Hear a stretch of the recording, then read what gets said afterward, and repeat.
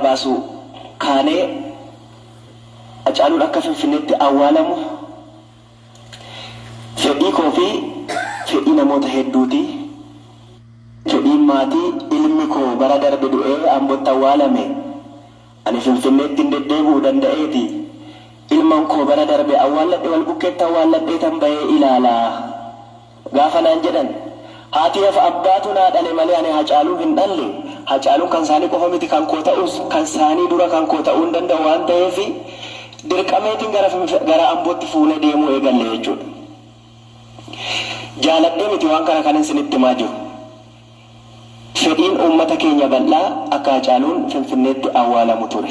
Anis dhibbarraa dhibba namni hedduun illee garuu haadha ilmaan isaatii fi haadha isa dhalanii ol namni itti aanu hin jiru waan jedhuun mari'annee gara Ambootti fuunee deemne.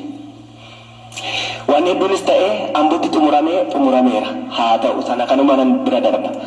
Garuu ammas yaa ijoollee lamaan duunu Haacaaluun Ambootti dhalatee Ambootti qabsoo eegale Finfinneetti qabsoo finiinsa Finfinneetti hamma milkeessus milkeesse. Siidaa Haacaaluu Finfinnee irratti haa dhaabnu. Haacaaluun otoo itti dhukaasanis seenaan isaa hin du'u seenaan isaa jiraataadha.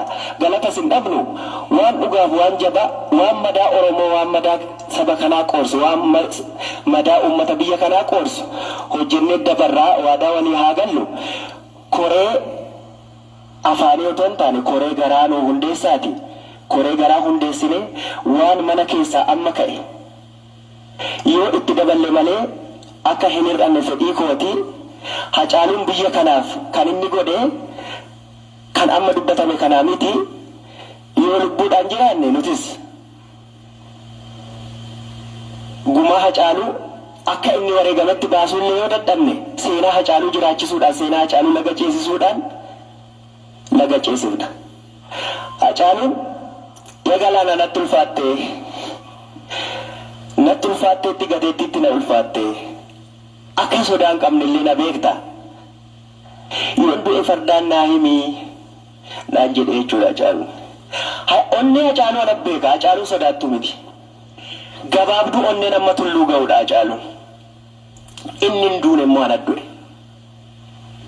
Kanaaf bo'aa jiraachuun keenya dirqama ta'uu beekne. Yoo dandeenye